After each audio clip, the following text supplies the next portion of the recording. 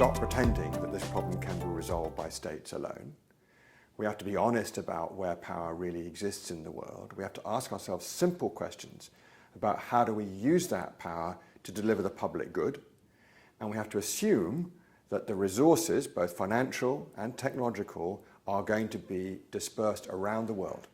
They are not going to reside in some of the obvious places that they were in the past. They're going to be everywhere. And so we have to have our eyes open and our senses aware of how to get the best out of the sum total of human interests around the planet.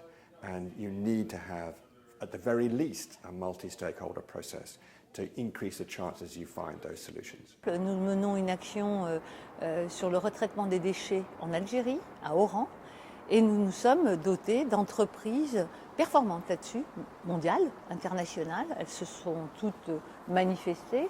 Nous avons les entreprises, les experts et les régions. C'est pour ça que je vous disais que pour moi c'est un triptyque qui ne doit pas se séparer. The big thing we thought in the 1990s when we began to address climate change is that national governments could come together and solve the problem.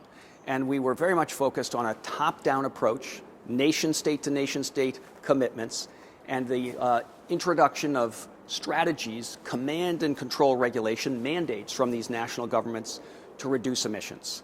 But 25 years later, that approach hasn't worked.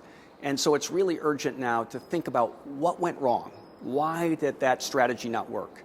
And it turns out presidents and prime ministers are not the ones who think day to day about the greenhouse gas emissions of a society. They don't really make the decisions that determine the greenhouse gas footprint, the carbon footprint of a country.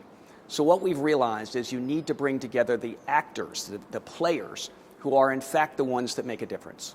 Mayors, governors or premiers, that's subnational jurisdiction leaders, and company leaders. And it turns out these are the people whose decisions day to day determine a society's carbon footprint. It is in the local communities that most of the action takes place, not in the congresses or parliaments of the world, because it is the local governments that decide on standards for automobiles, for example, which are major emitters of greenhouse gases, or efficiency standards, or housing standards.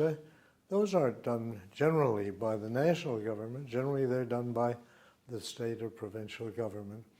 And so their contribution can be very meaningful.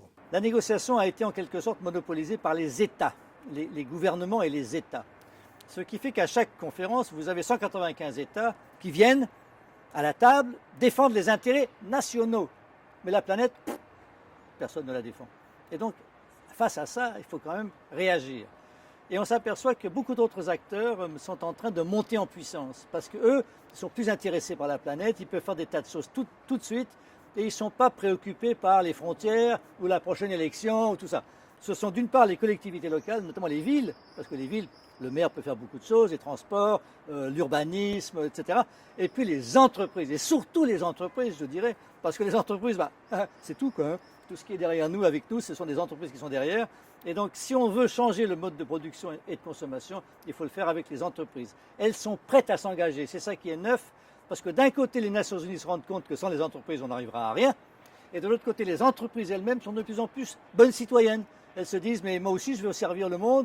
Moi aussi, je veux faire ce qu'on appelle la responsabilité sociétale des entreprises. Donc il y a une espèce de montée parallèle et ça donne ce dialogue et d'autres dialogues qui sont extrêmement passionnants parce que les entreprises sont beaucoup plus pragmatiques que les gouvernements.